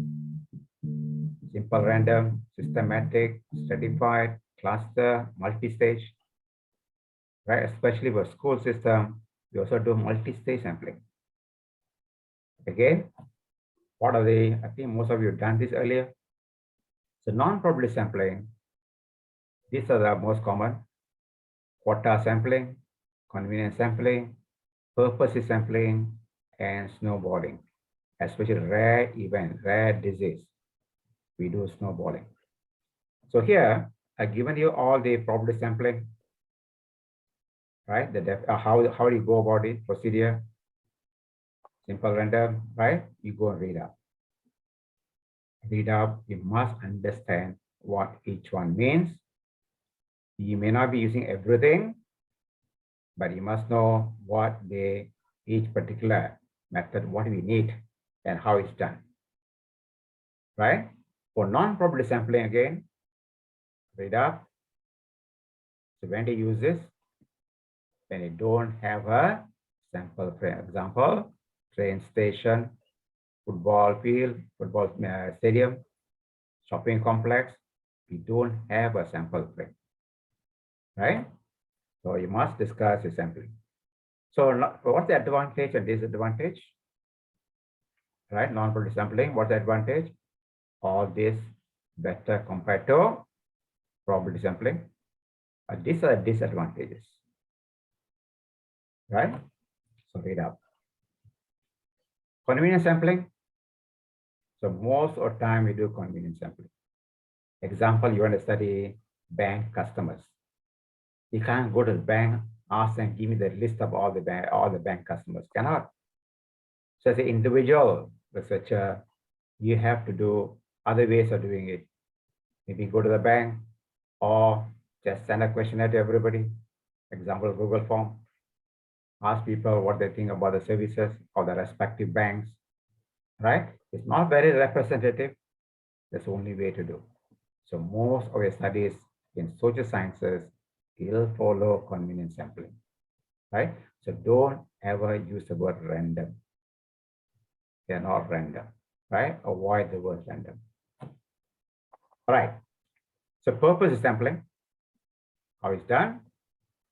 Maybe one university is selected, maybe Taylor's University is selected. Why? It's a top private university in the country. So you select Taylor's University. There must be a reason, purpose. Quota sampling is similar to stratified random sampling. See the differences. Snowballing. Right. Sample size calculation. The two questions to ask just now. The two questions were how the sample was selected, how the sample is selected, is it probability or non-probability, and how big a sample size needed. So sample size calculation. So in your chapter 3, both must be discussed. Right. Okay, how big a sample size do we need? Inference is made in two ways. Inference means from the sample, what can I say about the population? So this sample size calculation depends on whether you're using estimation or hypothesis testing. Sample size for estimation, you're talking more precision, how much error involved. Testing, we talk about type 1, type 2 errors. So these are often, we see this later in your statistical analysis. Right. Sample size calculation depends on what kind of variables you have. Quantitative or qualitative, understanding variables, very important. What type of analysis you're going to do? How precise you want the model to be? How homogeneous or heterogeneous the population is? What resource available? How much can you collect? Of course, ideally, I need 500. But resources may be limiting. Sampling techniques, whether simple random, systematic random, also makes a difference. Response rate, we send another questionnaire. Not everybody going to respond. Supposing I need 400 responses. Supposing only 50% respond. So to get 400, you must send 800. right? So all these you must consider in a sample size calculation. There are some online packages available to calculate sample size, G-Power, MathCalc, Epic, and so on. So most of the students are using G-Power because it's a free software. There are also some tables available, like Resimow's table, which can be also be used to find the sample size. Okay, steps in computation. I think I skip this. For estimation. For estimation, calculate sample size estimation. Ultimately, everything depends on the formula, right? So we talk about confidence intervals, right? So whatever estimate, plus or minus some margin of error. So later, when you do statistical analysis, we'll talk about this later. Okay, need to know what is S, what is N, what is Z, what's X bar, and so on. Right? So remember, our first objective was just now prevalence of depression. That's confidence interval. So use this kind of formula. It's in next week. Okay, normal distribution. Again, we go more detailed next class. This is a table often we have. Okay. Right. Population, again, we will see later hands-on how it works next week. For sample calculation for population mean, that's a formula we have. But still we know what is S, what is E. So remember there is a formula to calculate for quantitative variable. Qualitative variable, we talk of proportion. Similar formula, but we talk of proportion. Earlier, this is called standard deviation. Now this is proportion. That's the only difference, right? We take on more next week. In testing hypothesis, this is very important. We may commit errors. Error is not a mistake because part and parcel of the system. So especially in testing, possible to commit two types of errors. That is rejecting the null when actually is true, or failing to reject the null when it's false. So put in a 2x2 table, the null hypothesis may be true or may be false. The decision may be reject or fail to reject. Don't say accept, okay? Opposite reject is fail to reject. So these are the consequences, the false cells here. So type 1 error said to be committed when you're forced to reject the truth. That's an error. Truth should not be rejected. Type 2 error fails to reject the false. False must be rejected, but you fail to reject it. Then you're committing type 2 errors. So type 1 error, type 2 error, the chances of committing type 1 and type 2 error should be minimal. So convert into probability. Probability of committing type 1 error, the symbol alpha, it's called a p-value or level of significance. So what are you talking about here? Rejecting H null when H null is true. So we know probability ranges from 0 to 1. Probability ranges from 0 to 1.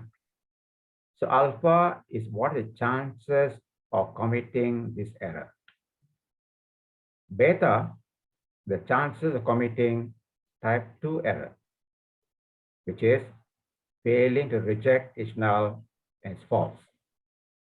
Now, beta is error. 1 minus beta, beta is error of failing to reject the false or committing type 2 error. Probability ranges from 0 to 1. The beta probability committing error, 1 minus beta will commit not committing error. Right? By convention, you want to set alpha less than 5%, beta less than 20%. Alpha ranges from 0 to 1. Roughly alpha must be less than 0.05. Beta must be less than 20%. Right? So why are these figures important? They are important in the calculation of sample size. So most of the time, we take alpha 0.05, beta 0.20. Therefore, 1 minus beta will be 0.80. So to minimize alpha and beta, we must have adequate sample size. So these are the values that goes into sample size calculation. Okay, let's see an analogy of this. Right. The person arrested by the police, either as murderer or innocent. The person we arrested, either as murderer or innocent. There's nothing in between.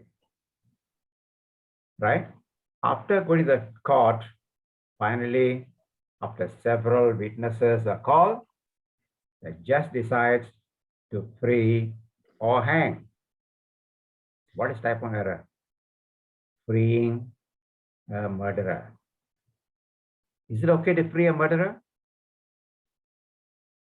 What are consequences of freeing a murderer?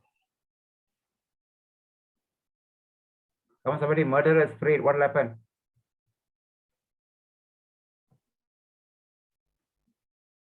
Someone respond, murderer is freed, what will happen?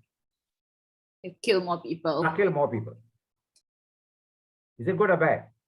Bad. Bad. How bad? Okay, next one. What's happening here? What are you doing here? Hanging innocent. Is it okay? You hang innocent. Is it okay? No, Why not? because he did nothing wrong. Murderer, come free. Next, you are the one, right? Hmm. But here, innocent being hanged, what happens to you? Innocent being hanged, what happens to you? Injustice. No, what happens to you? Are you safe? Innocent being hanged, are you safe? Murderer comes out, are you safe? Yeah? 还好今天第一节课没有那么 What's that? Murderer, free, is coming to your house with a gun. Are you safe? No. Yeah. You're No. safe. Huh? No, no. No. Why? Murderer coming to your He's house with a murder. gun. Huh? Sad. Sad as in he's free, right? Murderer, Was free. angry, yeah. Angry, he comes to your house, right, to shoot you. Yeah. Because you are the eyewitness. So free the murderer. Very dangerous. Yeah. Hang the innocent. Sad. Better. What happens to you? What happens to society? The murderer comes out, may go and kill 10 people, right? Mm. Because one murderer come out, 10 people die, right? Mm. Innocent being hanged, what happens in society? Innocent being hanged, what happens in society? People don't trust in the justice system. No, what happened in the society? Society is safe or not? Anybody die in the society because the innocent being hanged? No. No. Is anybody dying because the murderer was freed? Yeah. Yes. So between these two, which is more serious? Murderer. First one. Murder. Type 1 error is more serious. Type 1. By convention, they're set as 5% and set as 20%. That's all. But you want more, hang more innocent people or lesser? As much low as possible. Lesser. Lesser. So say less than 20%. You want more murderers come out or less murderers come out? Of course, less. Less than 5%. 5% means what? 5 or 100 means for every 100 murderers, you can free 5 the most. Should not free more than that. Of course, lower the better. 1% is better. 0.2% is better. Same thing this side. So what does 20% mean? 20 over 100. So what does it mean? Every 100 in the cell can hang 20. Don't hang more than that. Of course, this must be smaller the better. So that's what goes into your type 1, type 2 errors and why people set 5% type 1 error, 20% type 2 error, or the power must be 80%, right? So 1 minus beta is known as a power of the test. So that's a powerful. So how to increase the power? Sample size. How big a sample size? We calculate using a software, right? So basically what you need to know is what is type 1, type 2 errors? How to minimize the type 1, type 2 errors? We need adequate sample size. How do you know what adequate sample size? That's where the software will help you, right? Later, maybe do some exercise on this, how to use the software. All right, forget about this. Okay, power of the test. How powerful your test is. Look at the end. The power depends on sample size. Bigger the sample size, more powerful your study is. I don't go into other details. Okay, sample size testing. Several softwares available, right? I don't go in detail. Maybe later with the example go into this. Now let's look at this output here in our study. In our study is prevalence of depression. From the articles we saw just now, the article said prevalence of depression was this much, 15.7%. So now you're asking, in my study, how big a sample size do I need? So this is a formula I had given earlier. So putting the information into the formula, 5% margin of error. So it is sample size of 212.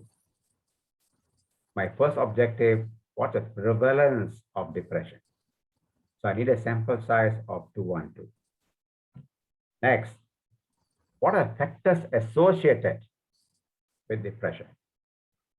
Let's say from the study, I got this particular variables. Later I'll send you the article or you can search the article. You search the article and compare all this. And these are the percentage depressed. Age more than 50, less than 50. Are they much different or small difference? 59%, but are they much big difference, small difference? Compare education. Big difference, small difference. How many percent difference? 30% difference, right? 30% difference. Here only about 12% difference. That means age does not make much difference. We calculate sample size using this. We need 572, 286 per group. Socioeconomic status is a huge difference. We need 160, 80 per arm. Later, for an example, I may give you a paper, ask you to do sample size calculation. So now, from the total, we check which is the highest value. Highest value is 572. So the 572 factors associated with depression. Age decides, that's the highest value here. So between age 572 and prevalence 212, we take the maximum of these two. Again, we're asking how big a sample size do I need to answer my objectives? So what's my objective? To find the prevalence of depression. I search article, I got the article, Nancy Nelson article. They stated 15.7% are depressed. I put inside the formula. The formula is the previous slides. P1 minus P, 5% of marginal error. So to answer the first objective, prevalence of depression, I need 212. The subsequent objectives, I want to know factors associated with depression. Factors with depression. So take several factors. From that article, Nancy's article, we found the differences in water testing and use information into the computer system, software, that's where it comes out. Take the highest of all this, it's 572. So 572 for factors associated, 212 for prevalence of depression. Take the maximum of these two, I need 572 subjects. So that is sample size calculation. Okay? Questions? I don't know, maybe too short a